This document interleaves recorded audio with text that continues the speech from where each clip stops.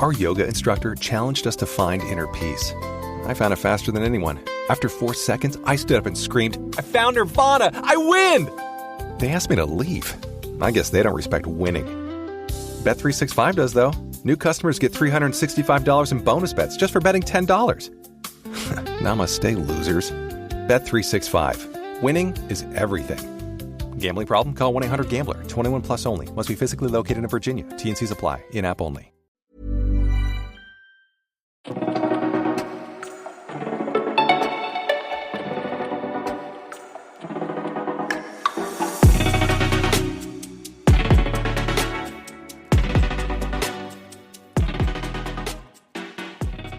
Bonjour et bienvenue sur un nouvel épisode du podcast La Pointe. Je suis Christophe Augier, je suis en compagnie de Frédéric Durand. Bonjour Christophe, bonjour à tous.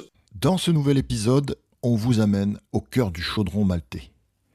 Ce week-end, tous les regards étaient braqués sur Malte pour un événement historique, la toute première fois que les Final Four féminins et masculins étaient réunis au même endroit. Le résultat ? Une ambiance électrique, une piscine pleine à craquer et surtout des scénarios que vous ne pourriez même pas inventer.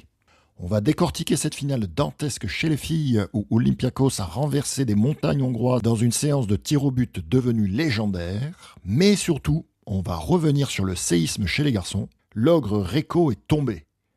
Barceloneta, l'outsider magnifique, a réussi l'impossible en venant chercher un sacre continental 12 ans après son dernier titre, après avoir fait déjouer tous les pronostics. Comment un entraîneur Fran Fernandez a-t-il réussi à modéliser une équipe capable de faire tomber les deux clubs les plus titrés d'Europe de ces dernières années coup sur coup? Entre exploits défensifs, gardien en état de grâce et tactique de génie, installez-vous, on vous raconte tout ça de l'intérieur.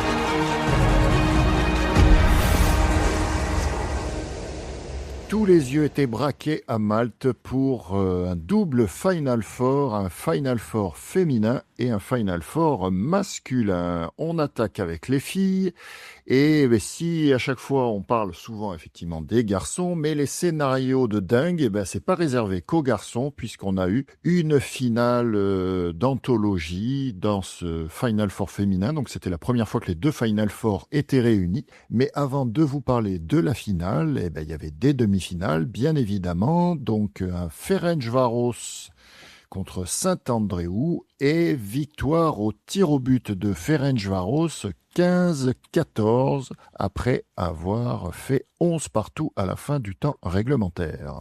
Et deuxième demi-finale, donc deuxième club espagnol, Mataró, qui était opposé à Olympiakos. Donc Olympiakos et Ferencváros, deux clubs qui étaient présents aussi sur le Final Four masculin. Et donc Olympiakos s'est imposé 14-12 pour ensuite donc rejoindre la finale, après avoir mené 10-7 à la mi-temps. Ce qui nous donnait donc 2 jours après, donc opposition des deux clubs espagnols, victoire de Saint-Andréou 11-9 et c'était le premier Final Four de Saint-Andréou. On bascule donc sur cette fameuse finale dantesque et donc dans une piscine pleine comme un œuf. Donc le public maltais accompagné de tous les supporters de tous ces clubs. Que donc Olympiakos affrontait Ferencváros et dans un match assez fou qui a été un véritable ascenseur émotionnel. Olympiakos a commencé le match en tête avec 3 buts d'avance et tout le monde pensait que elles allaient faire cavalier seul jusqu'au bout, mais on connaît la ténacité des Hongroises qui, grâce à un 4-0, arrivent à passer devant avant d'attaquer le dernier quart-temps. Donc, grosse ambiance, séance de tir au but après donc un match nul 14 partout et dans ces moments-là, on se repose sur les gardiennes et la gardienne grecque Ioana Starmatopoulou a sorti le grand jeu en arrêtant 3 pénaltys et donnant ainsi la victoire à son équipe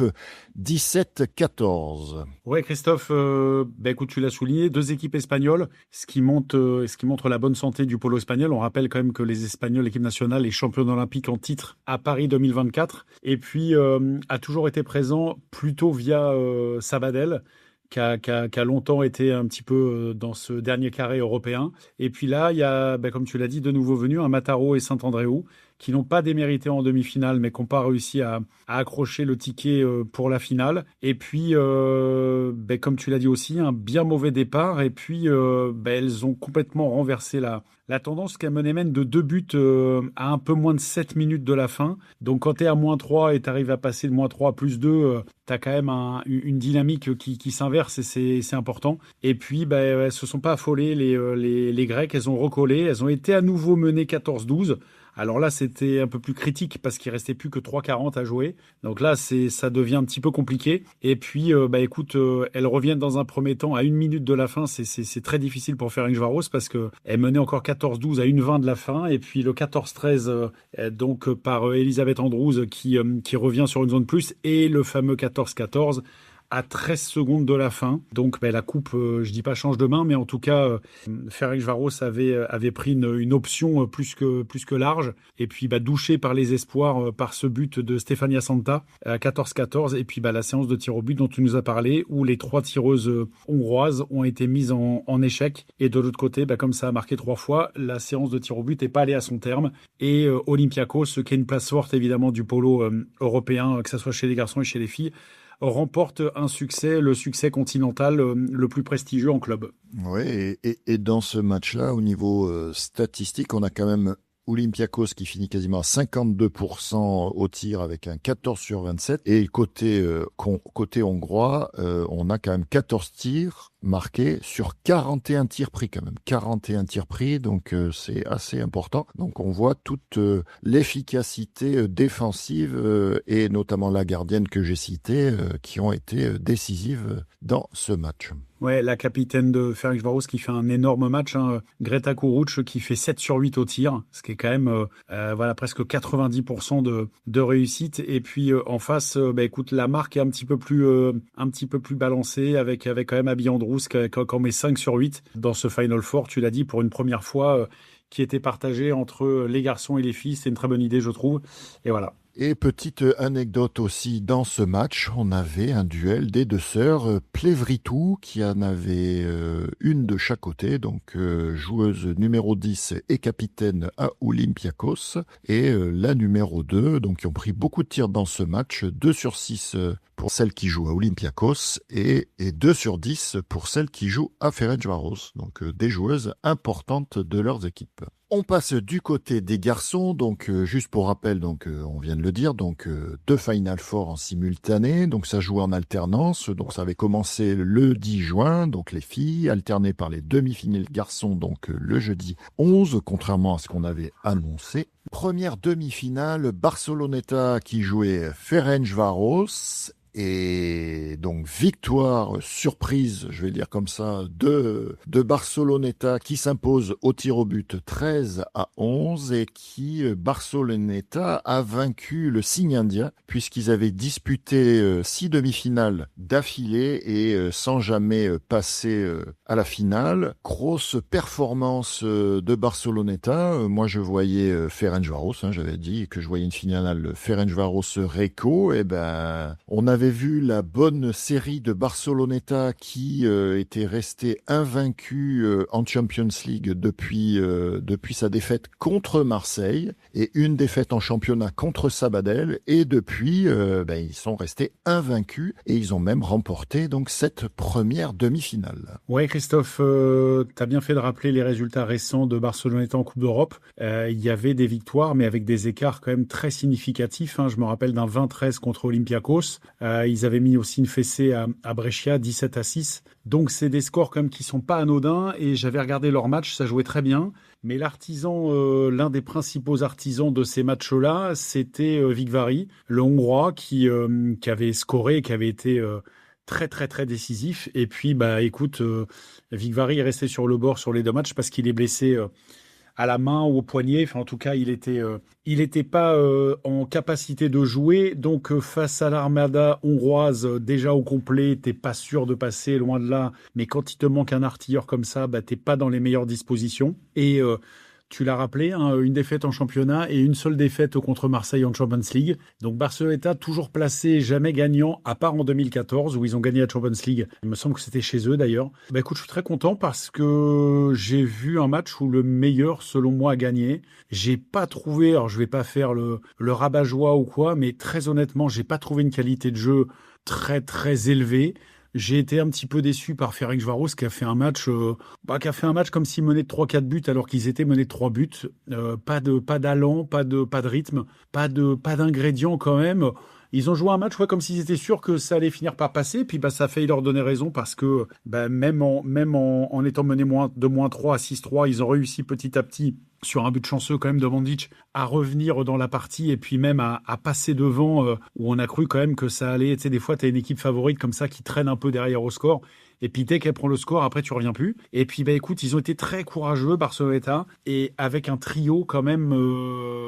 Alors Veloto, qu'on n'a pas vu souvent à pareille fête, que ça soit en équipe nationale ou avec Marseille, même avec Reco, quand il était avec Reco, c'était plutôt un joueur d'appoint. Et ça n'a jamais été un buteur, mais là, il en met 4 et puis des vrais buts, des vrais shoots bien comme il faut. Hein. Somavogel, c'est quand même pas n'importe qui. Donc, une très grosse performance de Veloto. Taoul, qui pour moi est, avec Kakaris, la meilleure pointe du monde, mais qui a fait un chantier devant. Et en finale, on en reparlera, mais quasiment impossible à prendre par aucun des défenseurs. Donc, qui arrive toujours, c'est un rocher, le Taoul. Et puis enfin, le match d'une très très grande classe d'Unai Aguirre dans la cage. Il y a du Jesus Roland en lui, pour moi, parce que c'est un gardien explosif. Il est très démonstratif, il est très communicatif. Et surtout, il est très décisif parce que, écoute, il a tout fait, quoi, de près, de loin, sur des shoots un peu où tu penses que bon, ça va rentrer, il te sort l'arrêt qui va bien. À un moment donné, il y a un teston de très près quand même, à 4 mètres, il te sort le tir, un Aguirre, et puis quand il commence à être en chauffe un peu, lui, il devient redoutable parce que il est habité par un espèce de truc. Écoute, moi j'avais dit aussi que les Espagnols réussissaient souvent contre les Hongrois ou que les Hongrois s'empêtrent un peu contre les Espagnols, mais j'ai pas trouvé ce Ferencváros là à la hauteur de son ils sont double tenant du titre de la Champions League. Et ce qu'ils ont montré pour moi sur cette demi-finale était pas suffisant pour passer et ça n'a pas suffi. Ouais, alors tu l'as dit, un Veloto plus que décisif dans ce match parce que c'est lui qui marque le dernier but pour égaliser à 9 partout à 35 secondes de la fin. Unai Aguirre, tu l'as dit aussi, brillant, plus que brillant dans ce match, 12 énormes arrêts et dont le fameux dernier tir, le dernier penalty arrêté. Donc qui fait que du coup la séance s'arrête à 4-2 et donc les propulse sur la finale. Ferencváros qui était quand même invaincu depuis 7 mois, qui venait chercher une 3e couronne d'affilée. Il n'y a pas beaucoup de clubs qui l'ont fait. Reco notamment l'a fait. Et puis Barceloneta, moi j'ai trouvé qui a presque fait déjouer pour moi Ferencváros. Alors on sait que Ferencváros c'est grosse armada, souvent qui marque beaucoup de buts mais qui en prend beaucoup aussi. Et j'ai trouvé que le plan de jeu quand même mis en place par Fran Fernandez pressait très très haut, il se mettait souvent dans la trajectoire même à se mettre derrière le joueur pour favoriser passes longues et pousser l'équipe plus loin. Je trouvais que tactiquement il y avait quand même quelque chose qui avait été mis en place à Barceloneta et du coup presque difficile de reconnaître un peu Ferencváros dans sa façon de jouer. On sentait qu'il avait vraiment du mal à... on l'a vu, puisqu'ils ne marquent pas beaucoup de buts. Finalement, 9 buts pour eux en 4 périodes. C'est, je pense, le plus faible nombre de buts qu'ils ont marqué de tous les matchs de Champions League et de tous les matchs qu'ils ont fait en championnat également. Ouais, cette défense-là, qui est l'overplay, qui a été quand même mise en place un petit peu par les Japonais, parce que ils pouvaient pas trop rivaliser physiquement avec les équipes, et puis par contre, ils avaient une vitesse incroyable en contre-attaque. Et c'est vrai que c'est pénible à jouer parce que déjà t'es pas habitué, et puis t'es toujours habitué à voir ton défenseur qui est devant toi, et là avoir le défenseur qui est derrière. Si tu rates le ballon, tu sais que ça part à 2000 et que tu le reverras pas. Donc c'est un peu compliqué. Aguirre, je reviens sur Aguirre parce que les stats qu'on a ne tiennent pas compte des pénaltys. Donc il fait 12 sur 21, 57% quand on connaît quand même la qualité de shoot en face. T'as quand même du Mandic, du Manertz, Dissoma, enfin tous ces joueurs-là, Fekete, et quand même les maintenir à 9 buts, c'est une sacrée perf collective.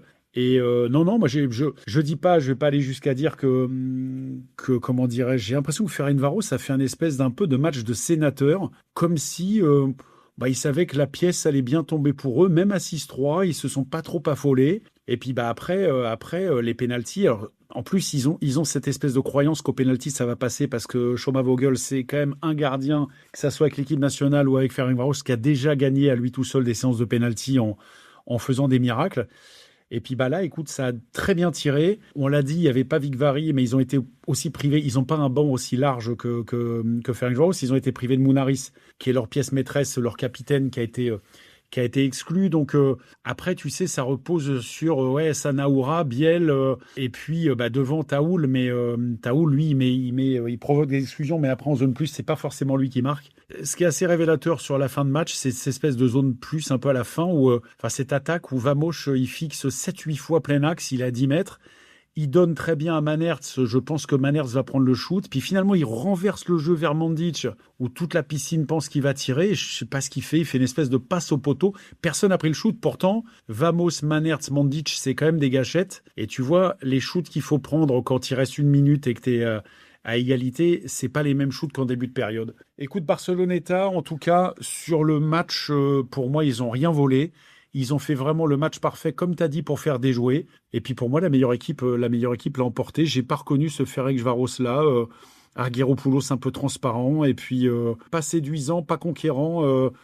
Enfin voilà, Barceloneta mérite amplement sa victoire selon moi. Oui, et puis on n'a pas eu le duel des frères, Vic Vary, puisque... Tu l'as dit, il était blessé, celui qui joue en Espagne était blessé à la main, mais un match quand même très particulier parce que les fers de lance aussi espagnols dans ce match-là passent un petit peu à côté. Tu l'as dit, Mounaris, pas de stats au niveau des tirs. Sanaoura, 0 sur 7. Bourian, on verra... Ils ont tenu grâce à Veloto et à Biel. Ils mettent 7 buts à eux deux. Oui, ouais, et puis après, ils ont fermé la défense. Donc voilà, Mandic. Mais j'ai beaucoup aimé, moi, Unai Biel. On verra aussi le poids qu'il a eu sur la finale. Il a mis des très beaux shoots, notamment diagonales sur les zones plus. Là, en poste 4. Donc, très, très bon joueur. Il a vraiment fait un beau Final Four. Ouais, il a cette petite feinte où il s'arrête. Et puis après, on pense qu'il va redonner au poste 3, puis il finit quand même son shoot. Tu vois, Mandic, que j'ai pas trouvé du tout dans son assiette, qui rate même son penalty, qui a Guiré Davy sur le poteau. Je l'ai trouvé un peu emprunté, pas beaucoup de shoot, pas beaucoup de... Et puis Fekete aussi, qui a raté son penalty.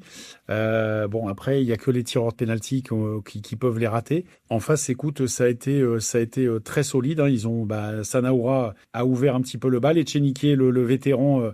a été laissé, Biel dont tu viens de parler, et puis le jeune Marc Valls, qui est tout jeune, mais qui était dans l'équipe d'Espagne, des U20, quand ils ont gagné la dernière compétition, qui donne la victoire à son équipe.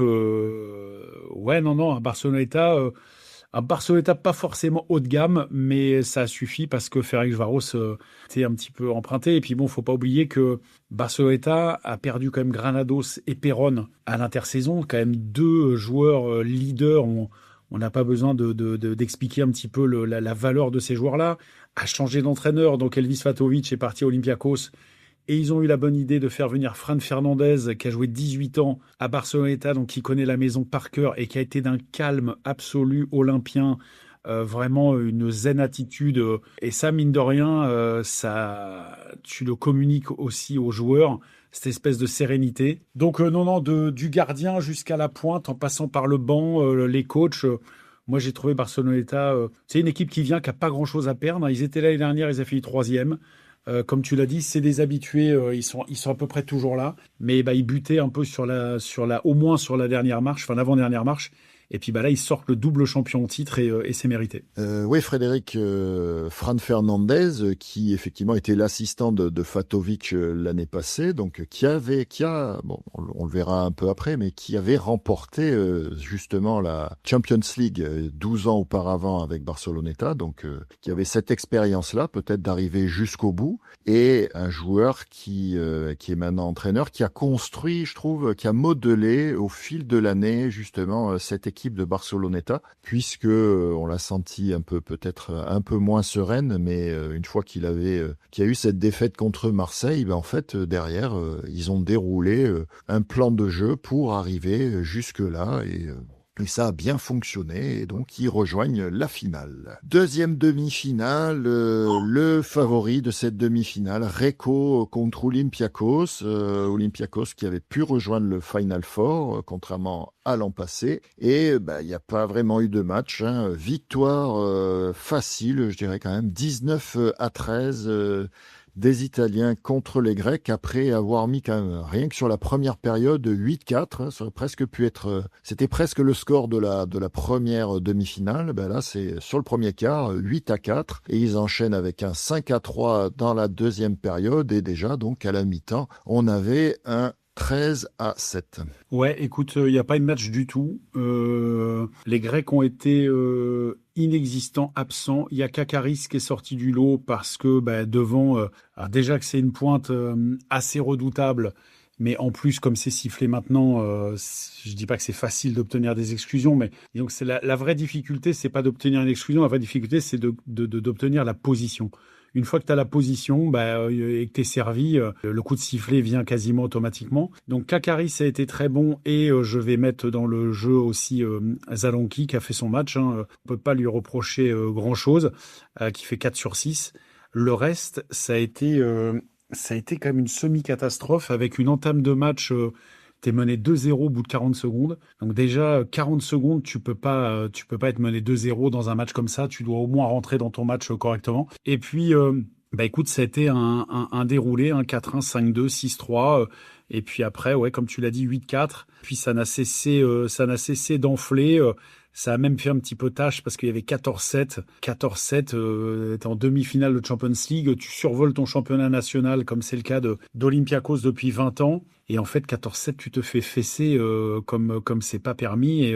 Et ouais, le score final est un peu anecdotique parce qu'effectivement, les autres, ils ont Recco a gardé un peu du jus pour finir. Et le match étant plié, tu vas pas chercher à gagner de 12 buts d'écart si un 6 buts te suffit. Et donc, écoute, le -6 est flatteur pour Olympiakos, tant Recco a survolé les débats dans tous les secteurs du jeu, à part à la pointe, mais sur la qualité de shoot, Fondelli, Condemi, tout ça, c'est Cadella. C'est vraiment largement au-dessus de cet Olympiakos-là. Je m'étonnais un petit peu des résultats d'Olympiakos, parce qu'on les a pas vus beaucoup jouer, mais maintenant je comprends un petit peu mieux. Ils sont passés par le trou de souris, et puis là, ça n'a pas suffi, évidemment. Ouais, 19 buts. 19 buts inscrits par Recco, c'est le record en fait sur une demi-finale en buts inscrits. Jamais aucune équipe n'avait inscrit autant de buts. Bon, les nouvelles règles favorisent forcément l'attaque. Et Olympiakos qui a tout tenté, puisque en deuxième période ils font rentrer Zerdevas. On sait qu'ils ont les deux gardiens de l'équipe nationale grecque. Ils ont commencé avec Tsorzatos, ça n'a pas trop marché. Ils essayent Zerdevas, ça n'a pas marché.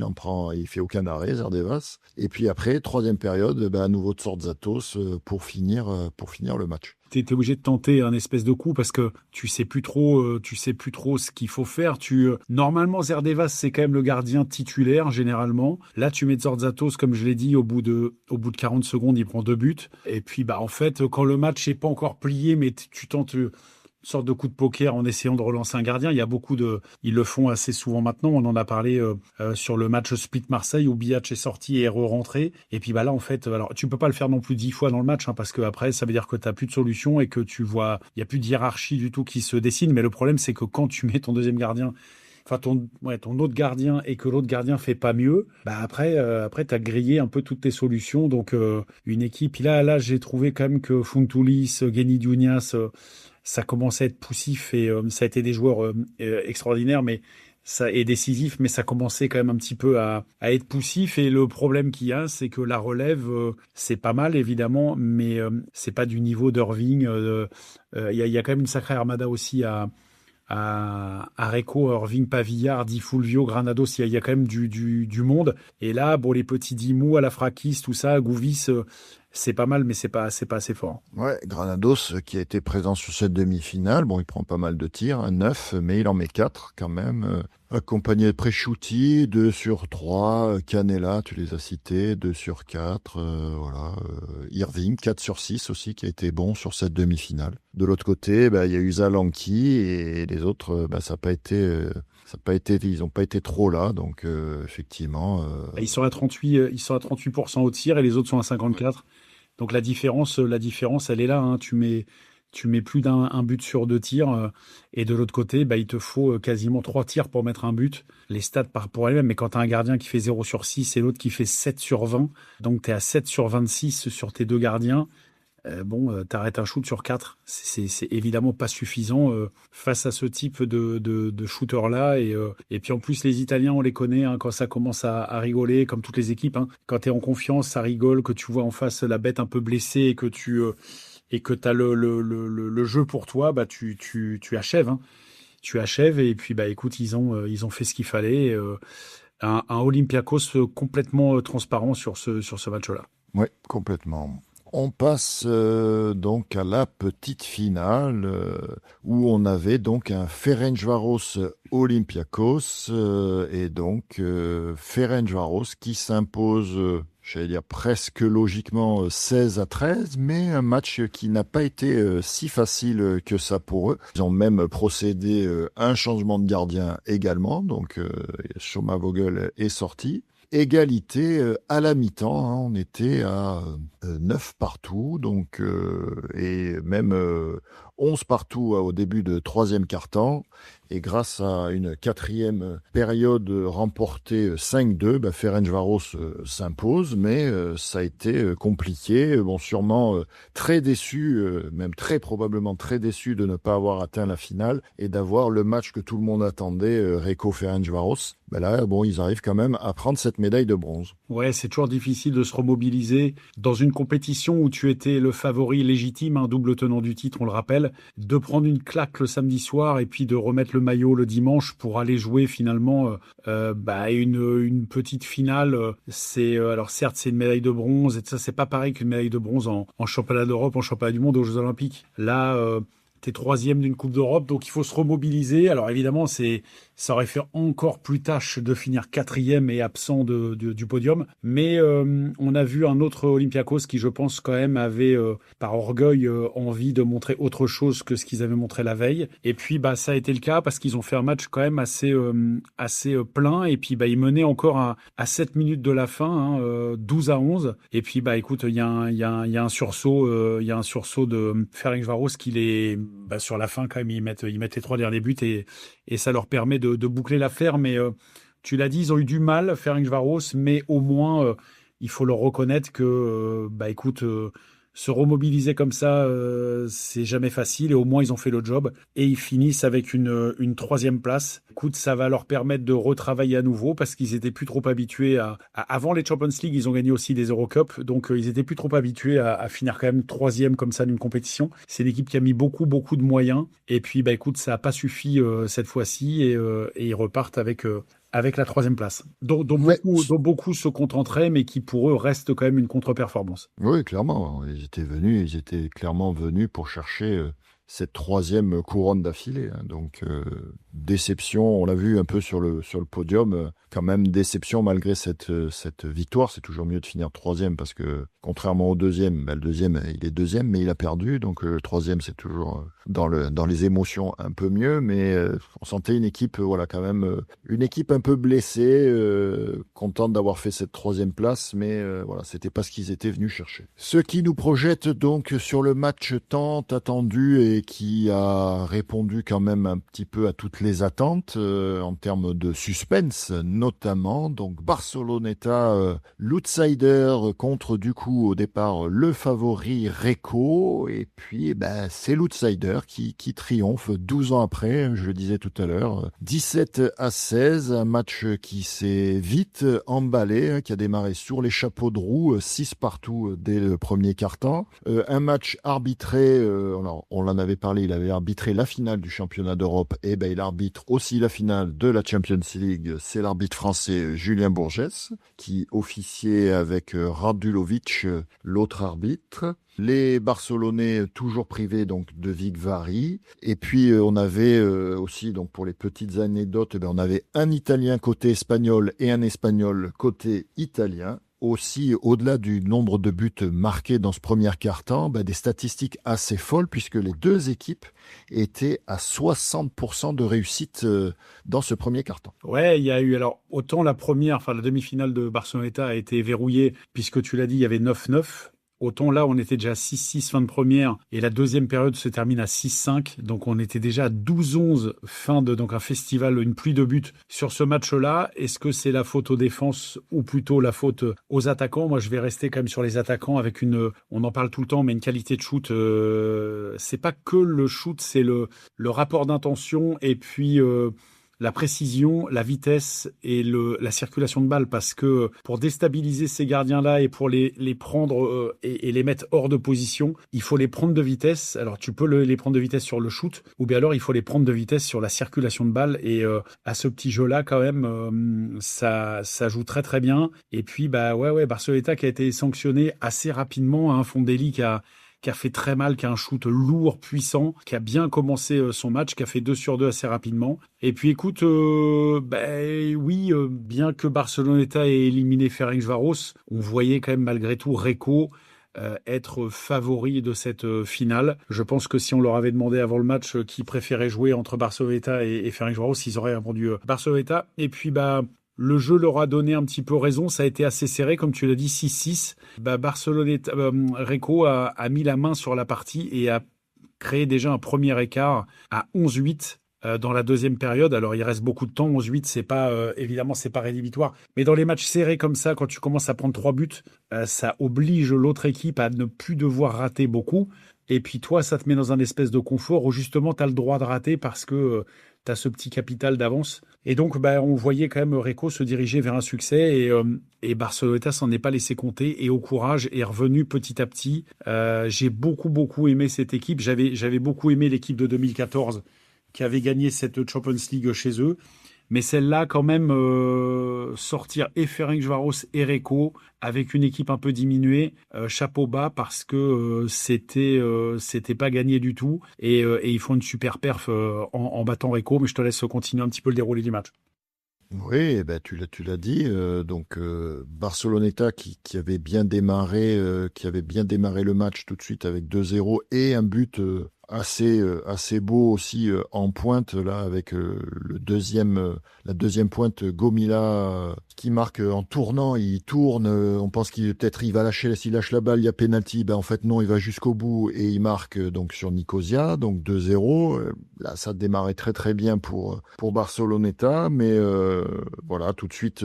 Derrière, Yoki Grata, qui a été bon dans ce match côté Reco, réduit le score. Et puis Bourian côté, donc le seul Hongrois du coup là dans l'équipe de Barceloneta, qui marque le 3e but, qui a été très bon aussi dans ce match. Ça sentait bon tout de suite un petit peu pour Barceloneta, mais voilà, tu l'as dit, Reco a son expérience avec l'armada aussi qu'ils ont, puisque je trouve aussi que l'équipe de Reco est plus complète que l'équipe de Barceloneta.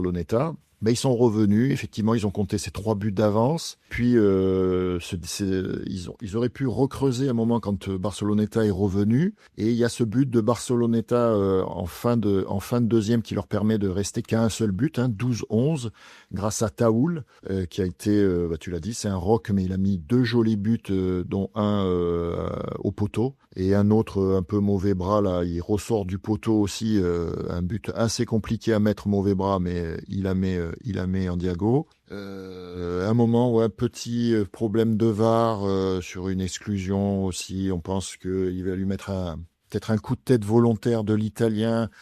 Puis finalement, non, l'arbitre dit il s'est rien passé, donc mais ça aurait pu être pénalisant pour les deux équipes. Et Pour puis, moi, Christophe, pour moi, il y a coup de tête de l'Italien. Hein. Il y a coup pour de moi tête. aussi, mais Déjà, pour moi aussi. déjà, il y a à moitié un coup de poing déjà un peu avant. Et puis ensuite, c'est lui qui porte. Quand tu joues au polo, t'attaques pas la tête la première. Hein. T'attaques le bras, ce que tu veux, mais tu t'avances pas la tête en avant. Et quand même, il tape sur Echenique, qui est un joueur fair play et qui est pas un joueur qui a évolué longtemps à Echo. Donc, je pense pas qu'il y ait un contentieux ou quoi que ce soit.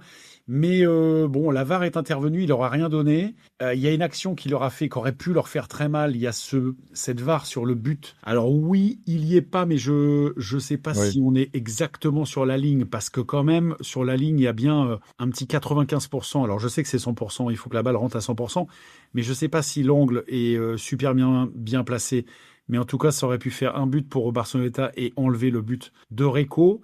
Et puis il y a aussi les 2 pénaltys ratés par Barceloneta. Alors, je vais quand même revenir là-dessus parce qu'il va falloir que les arbitres fassent quand même quelque chose là-dessus. C'est-à-dire que toi, tu es prêt à tirer ton penalty, tu as le ballon en main. Le gardien, tu sais pas pourquoi il est là, il est à 4 mètres de sa cage, il est devant toi. Il prend les consignes de Granados qui a joué à Barceloneta, donc il lui dit à peu près où est-ce qu'il faut aller. Pendant ce temps, le chrono défile. Et puis le joueur, lui, il attend. Le gardien recule un peu, va dans la cage et ressort aussitôt de sa cage de 50 cm. Donc l'arbitre, il lui demande de reculer. Bref, il se passe à peu près 1 minute entre le moment où le penalty est sifflé et le gars, il a le ballon dans la main. Et au bout d'un moment, c'est un peu long. Et surtout, à partir du moment, moi je pense que les 2 arbitres devraient intervenir et pas un seul. T'en as un qui siffle le penalty et l'autre qui regarde le gardien. À chaque fois, bien avant le coup de sifflet, quand l'arbitre il lève le bras pour donner l'instruction au tireur de shooter, mais le gardien il est déjà 80-90 cm en dehors de la cage. Comme c'est des gars qui font 1m95, 2 mètres, tu vois un peu la réduction d'angle que ça te procure d'avancer de 80 cm, 1 mètre. Et Nicosia, il arrête les 2 pénaltys parce que il doit jamais être placé là et ça doit être retiré à chaque fois. Donc ça pour moi il y avait tout en fait pour qu'il soit un petit peu la tête dans le seau. T'as des occasions de revenir, t'as des pénaltys, tu les mets pas. Et puis je te dis au courage, ils ont quand même réussi à renverser la vapeur. Ou Reco s'est peut-être vu un petit peu beau à un moment donné parce que voilà, t'es favori, tu mènes de 3 buts, les autres sont un peu diminués, tu vois pas trop le danger arriver. Et puis le danger, il est venu de cette égalisation de Biel à 12-12. Et puis ce fameux Taoul, là, le but que tu dis là en zone plus à droite, qui est effectivement compliqué à mettre pour un droitier, il redonne l'avantage. Et puis après, ils se sont accrochés un peu comme ça. Et puis il y a 14-14, début de 4e. Ouais, ouais, juste aussi sur les pénaltys, ouais, je suis entièrement d'accord avec toi. C'est vrai que tu vois l'avancée, l'arbitre avait même pas sifflé que il était Nicosia, il était déjà hyper sorti. Bon, Granados qui donne les consignes 2 fois. Il y a eu 3 pénaltys en tout pour Barceloneta, donc il marque le premier mais il rate les 2 suivants. Donc c'est vrai qu'ils ont été quand même assez forts mentalement pour. Tu te dis putain, je vois 2 pénaltys, on a l'occasion, on est derrière et puis tu puis rates des pénaltys à des moments importants parce que ah oui, clairement. parce que t'es dans la remontée, t'as les pénaltys justement pour valider cette remontée là, tu domines un peu dans le jeu et puis en fait tu les convertis pas et en fait ta remontée elle est avortée donc ouais, ils ont été chercher des ressources quand même. Ils se sont pas affolés, ils se sont pas désunis. Et puis ils ont été chercher cette égalisation par 14-14 par le gaucher là, Bourliane. Et puis on attaque le dernier acte à 14-14 et là tout est possible. Hein. Ouais, tout est possible, mais ça a bien démarré pour Barceloneta, puisqu'ils vont compter 2 buts d'écart grâce à Biel, Unai, là, qui a été très très bon, là, qui en met 2 d'affilée. Donc il porte le score à 16-14, mais on sait que à ce moment-là, il y a exclusion définitive de Bustos, là, en pointe, là, qui a eu bon chantier aussi là, de la pointe italienne. Bon, quelquefois qui est un peu limite, je trouve. Barceloneta, au final, je crois que ça s'équilibre. 6 contre-fautes non, pardon, ça s'équilibre pas, mais à un moment, c'était équilibré. Il y avait 4 contre-fautes de chaque côté, mais Barceloneta aussi qui a été un peu plus sanctionné en contre-faute, donc 6 contre 4, où pareil, il y a plusieurs fois en début de match où ils sont sifflés en contre-faute, notamment à la pointe. Là, la pointe italienne, plusieurs fois, je pense que c'est limite, mais c'est pas sifflé. Barceloneta, au meilleur des moments, réussit donc à prendre cet avantage et au final à plus le lâcher parce que malgré le but de Condemi, ils arrivent à nouveau avec Bourian. Donc c'est vraiment les deux joueurs là, Bourian et Unai Biel, qui ont été très très présents justement dans le Money Time pour redonner 2 buts d'avance. Et là, à 1 minute 40 quasiment de la fin du match, c'est quasiment fini, quoi. Donc Pour que ça soit fini, il faut quand même une 40. il y a la place encore, mais il y a la place, c'est sûr, parce que Yoki Grata, qui avait été bon au début, qui avait réduit le score, marque ce 16e but pour les Italiens. Alors, pour parler des pointes, le problème de Recco, et je pense que c'est leur petite faiblesse, donc ils ont Luka Duric, l'ancien joueur de Tourcoing, mais qui n'est pas titulaire, et donc ils mettent Rino Buric, le Croate, qui lui quand même, à la base, est un défenseur pointe. Avec la Croatie, il ne joue pas devant. C'est un défenseur pointe qui prend la position là-haut, mais c'est pas Taoul, quoi. Taoul, c'est un vrai spécialiste du poste. Il est pour moi imprenable. Il est un peu sous-coté, Taoul, parce qu'on n'en parle pas souvent, etc. Mais c'est pour moi sa meilleure pointe du monde avec Kakaris. Très très fort, très puissant, très massif. Et puis qui revient quand même en défense, qui est lourd et qui est costaud, mais qui arrive quand même dans ce jeu rapide de bassin de 25 mètres à ne pas trop se prendre de repli défensif et à revenir. Et puis Biel, écoute, 4,40, il reste 4,40 quand il met le 16-14, c'est beaucoup 4,40, mais il vaut mieux les avoir pour soi, les 2 buts, que contre soi. Et puis Condemi, qui tout de suite, 9 secondes ou 20 secondes après, 30 secondes après, qui revient à 16-15, donc là tu te dis que Recco, finalement, ça va finir par le faire. Là-dessus, ils perdent Velotto, Barceloneta, qui prend sa 3e faute, et Condemi aussi est exclu. Et il y a le temps s'égrène, chacun rate. Mais le temps jouant en faveur de Barceloneta, c'est important. Les temps morts ont été pris au très bon moment par Fran Fernandez. Et puis, il y a cette zone plus. Il prend un temps mort, il reste un peu moins de 2 minutes. Et puis, il y a cette circulation de balles qui atterrit quand même sur le gaucher, qui n'a pas d'angle. Mais un gaucher hongrois, même sans angle, il est capable de prendre le shoot. Et il prend le shoot. Il comprend trop tard, Nicosia, parce qu'il voit en fait que ça va partir, mais il est trop tard. Et puis, le rebond, qui rebondit bien dans l'air, le crucifie. Alors là, il reste 1,39, 17-15. Tu sais qu'au minimum, tu vas au péno, parce que tu vas pas prendre 3-0 en 1,39. Que si tu en marques encore un, c'est fini, que tu auras gagné, et que les autres doivent, sur les 2 possessions, grosso modo, qu'il leur reste, ils doivent marquer. Et donc, ça se passe comme ça, parce que Yoki Grata marque tout de suite au bout de 20 secondes. Donc, il reste 1,16 et 1,16. Quand tu n'as qu'un but d'avance, tu as une possession, si tu la mets pas, la dernière possession sera très certainement pour Recco. Donc 76 secondes, vu que il reste 4 possessions, donc Recco en aura 2. Et en fait, ce qu'il faut à ce moment-là, sur le 17-16, évidemment, au water-polo, tu ne peux pas garder la balle. Tu peux pas garder la balle trop longtemps. Et puis, Sanaoura perd le ballon de manière un peu inexplicable. Il prend sa 3e faute. Donc là, on est dans un scénario un peu cauchemar. Time-out de Recco, protestation de Fran Fernandez, qui avait été extrêmement calme jusque-là, qui prend carton rouge. Donc, il reste un peu moins d'1 minute. Et puis, écoute, il y a une interception au bout de 38 secondes. Et évidemment, 38 secondes, c'est pas suffisant pour aller jusqu'au bout de la possession, sauf, évidemment, soit si tu marques, soit si tu prends un corner. Et puis, en fait, ils ont eu la bonne idée quand même de prendre ce corner à 11 secondes de la fin, qui a scellé le sort de cette partie. Après, il reste juste 11 secondes à tenir. 11 secondes à tenir. Et puis, écoute, ils ont tenu. En plus, Di Fulvio après une exclusion, donc tu peux faire tourner le ballon tranquille. Voilà. Et puis, Barceloneta, moi, écoute, je fais un très beau champion, un très beau vainqueur. C'est pas l'équipe favorite, mais confirme les super résultats qu'ils ont fait durant la saison. Et je te dis, quand tu bats les 2 clubs presque les plus titrés de cette compétition, coup sur coup comme ça, Recco pouvait pas prétexter l'effet de surprise parce qu'ils avaient regardé le match de la veille. Voilà, il y a rien à redire sur la victoire une vraie victoire d'équipe de Barceloneta. Ouais, juste pour compléter un peu ce que tu viens de dire, 2 choses. La première, donc Fran Fernandez prend ce carton rouge. Il avait déjà pris un carton jaune dans le match, oui. Mais en fait l'explication, il semblerait, donc c'est parce qu'il a perdu le challenge qu'il avait demandé. En fait, il demande une VAR, il perd la VAR, donc du coup il prend le carton rouge, mais pas trop apparemment pour contestation. Mais là, quand même à 17-16 et quand Sanaoura prend la contre-faute, je me suis dit, peut-être effectivement, on va avoir droit à la séance de pénalty. Mais Christophe, ne pas avoir un challenge en ta faveur, enfin ne pas avoir un challenge réussi. Voilà. Non, mais je pense qu'il prend. En fait, il aurait pris un carton jaune s'il avait perdu. Mais le fait de le perdre, comme il avait déjà un carton jaune, je pense que ça se transforme en carton rouge. Barceloneta qui fait un très beau champion, deuxième couronne pour eux, donc on avait parlé de la deuxième étoile de Marseille en Eurocup, et deuxième étoile pour Barceloneta, 12 ans après leur succès en 2014, donc un peu destin croisé. Allez, si on raccroche un peu Marseille là-dessus, donc Marseille, seule équipe à avoir battu Barceloneta cette saison en Champions League. Chez eux en plus, parce que faut quand même aller gagner là-bas. Là-bas, c'est dur. Et puis, écoute, ça va nous donner aussi une super coupe, la super coupe d'Europe qui oppose le vainqueur de la Champions League au vainqueur de l'Eurocup. Nous verra affronter, normalement, c'est sur le terrain du vainqueur de l'Eurocup.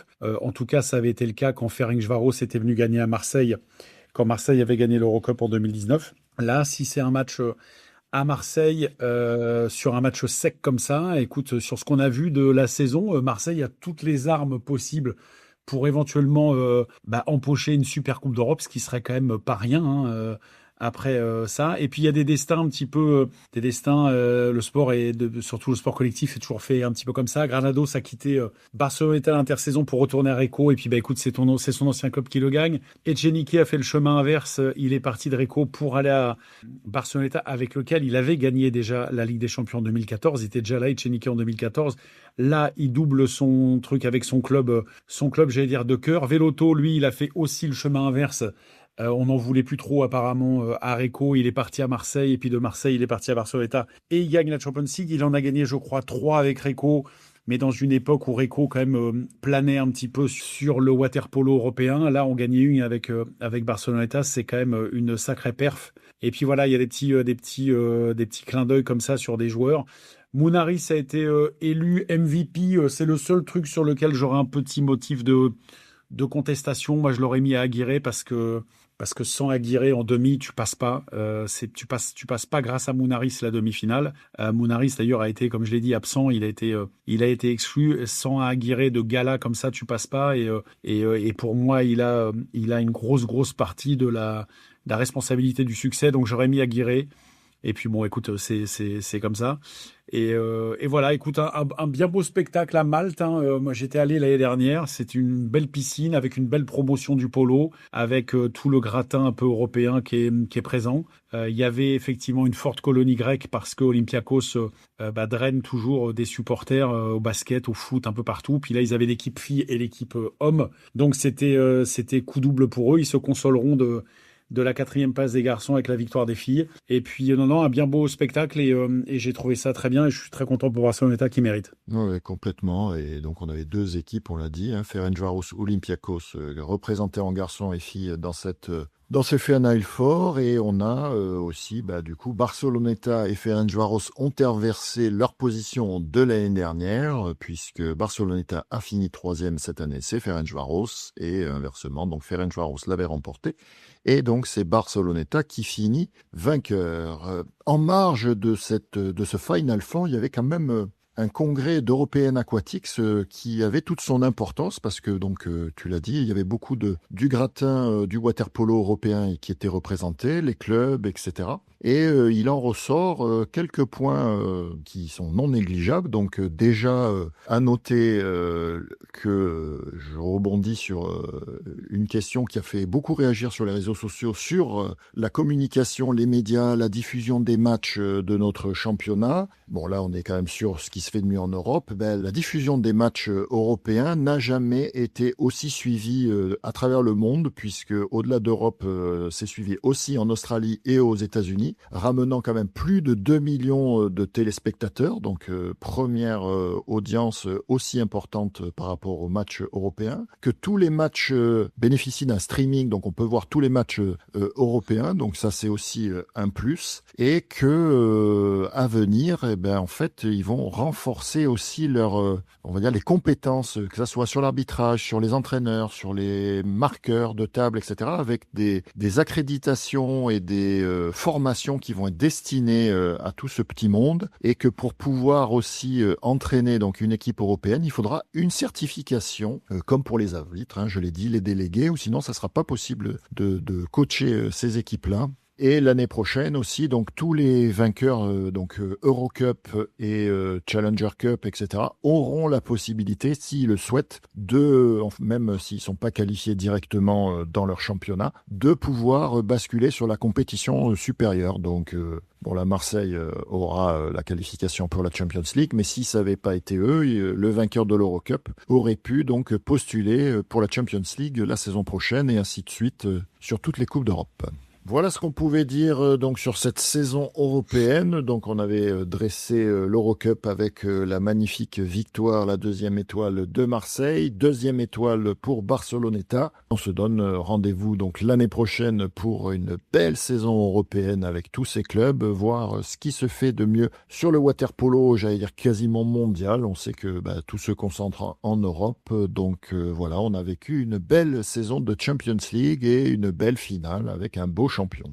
L'actualité n'était pas qu'européenne, on rebascule du côté du championnat hexagonal où on avait les demi-finales retour qui avaient lieu. Donc ça a commencé mardi 9 avec Strasbourg qui accueillait Aix-en-Provence. Aix-en-Provence s'était imposé sur le fil d'un but au match aller, donc avantage aixois, mais qui n'a pas tenu puisque Strasbourg s'impose 13-9 dans un match beaucoup plus fermé qu'au match aller.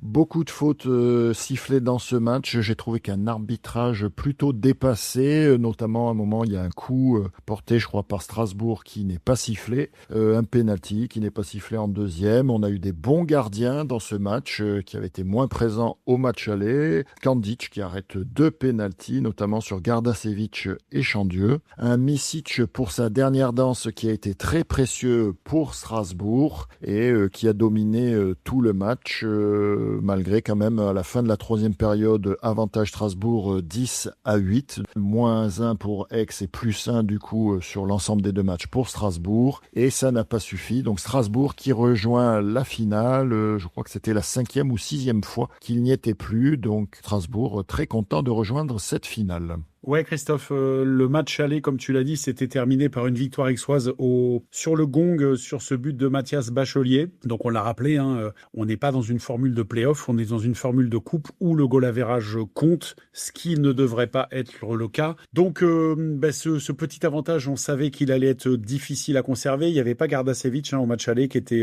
suspendu, qui est le 2e meilleur buteur du championnat quand même. On savait très bien que à Strasbourg, qui est quand même un endroit où il est difficile de s'imposer. Ce très très maigre avantage de Aix, elle est difficile à être tenu. Et puis Aix a fait un match courageux, mais ça n'aura pas suffi parce que Strasbourg a fait ce qu'il fallait. Et comme tu l'as dit, avec un Misic qui, pour ses derniers moments comme joueur, c'est souvent le cas comme ça. On veut finir sur une bonne note et on donne tout ce qui reste dans le réservoir. Et Misic a fait beaucoup de mal. On sait que c'est une pointe sur un jeu statique qui est redoutable parce que très très très massif, très costaud et puis très rapide. Donc voilà, ils ont fait le job.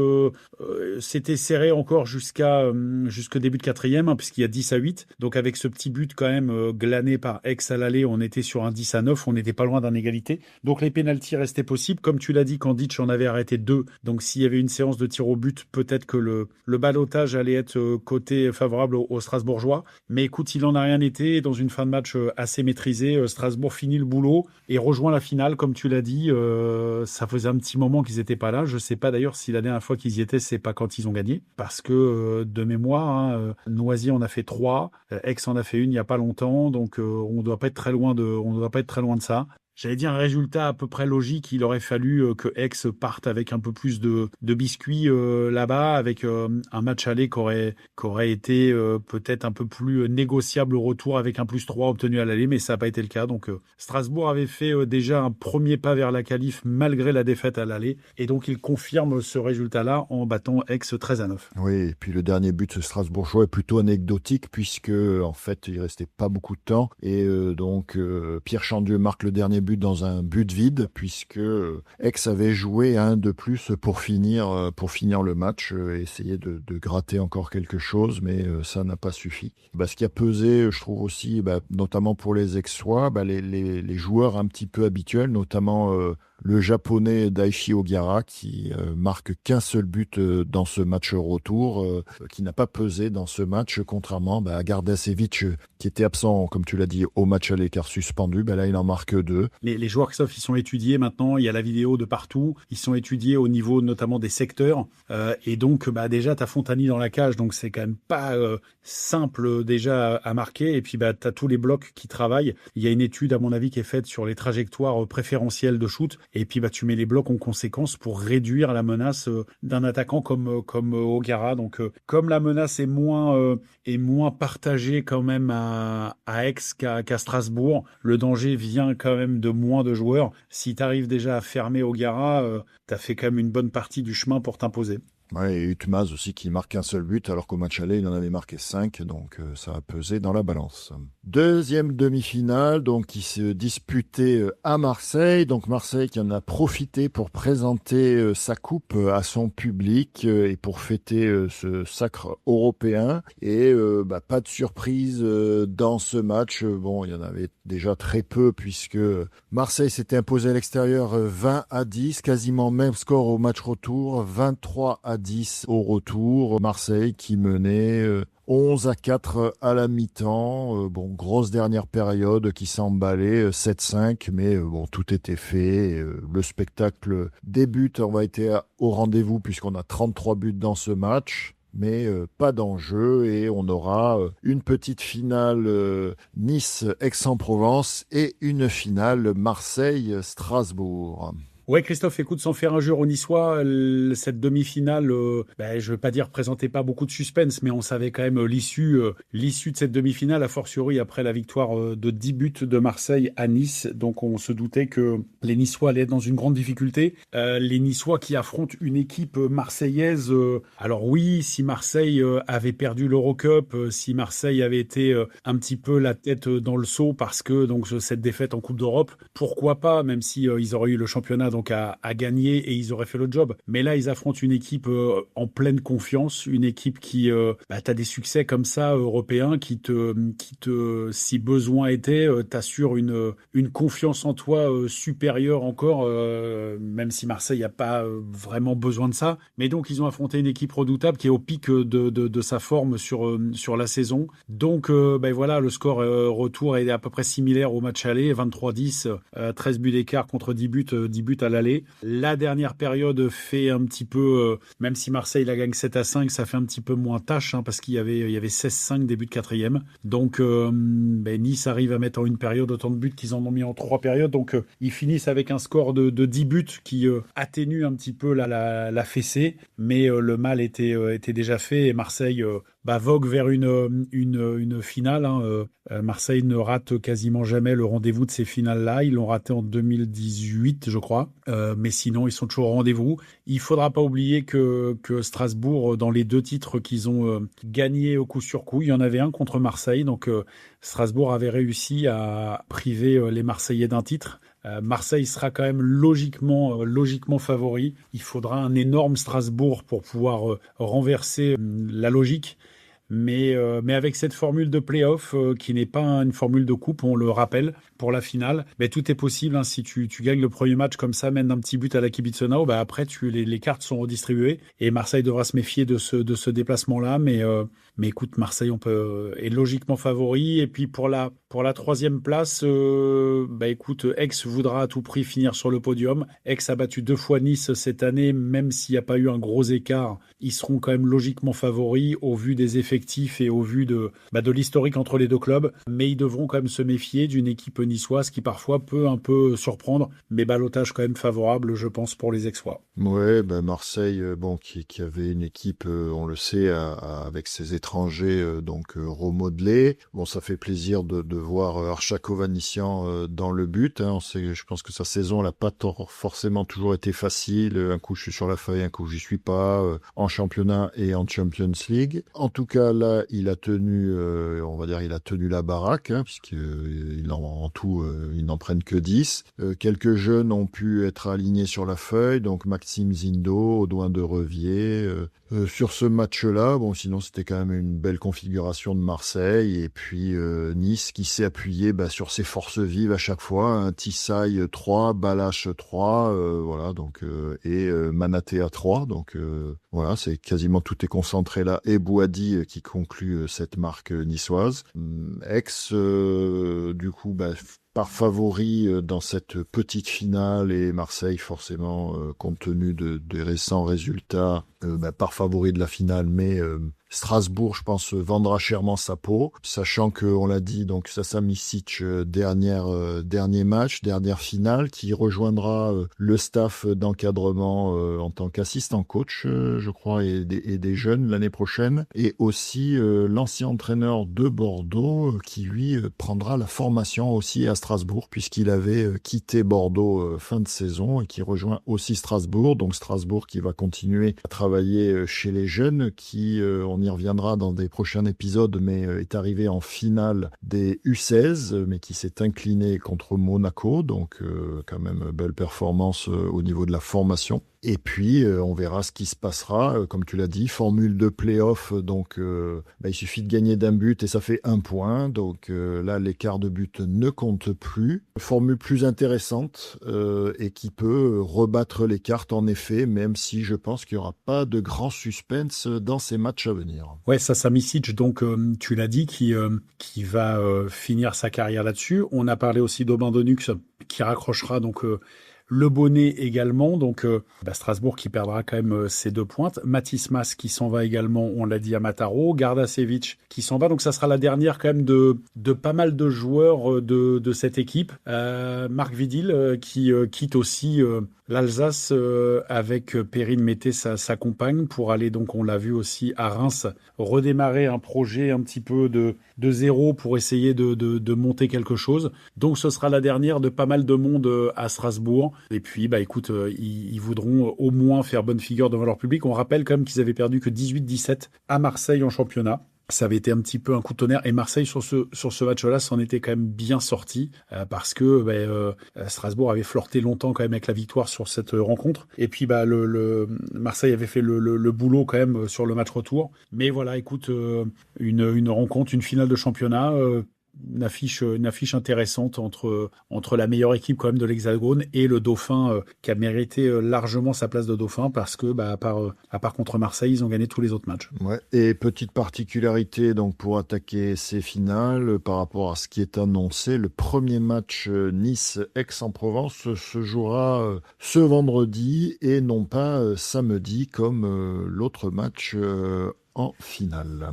Voilà, on arrive à la fin de cet épisode, donc grosse partie consacrée à la Champions League, donc le sommet de l'Europe, et les demi-finales, retour, sans suspense pour une des demi-finales, l'autre, avantage était à Strasbourg, puisque comme tu l'as dit au cours de cet épisode, même si Strasbourg avait perdu, mais d'avoir perdu que d'un but, c'était quand même plutôt favorable en recevant le match retour. On verra la semaine prochaine ce que donneront ces premières petites finales et finales, et on espère que vous avez passé un bon moment en notre compagnie, et on se donne rendez-vous mardi prochain. Merci, ciao à tous. N'hésitez pas à nous laisser vos commentaires. Si l'épisode vous a plu, vous pouvez noter l'épisode, le partager, et pour ne pas manquer les prochains, pensez à vous abonner. À très vite sur La Pointe.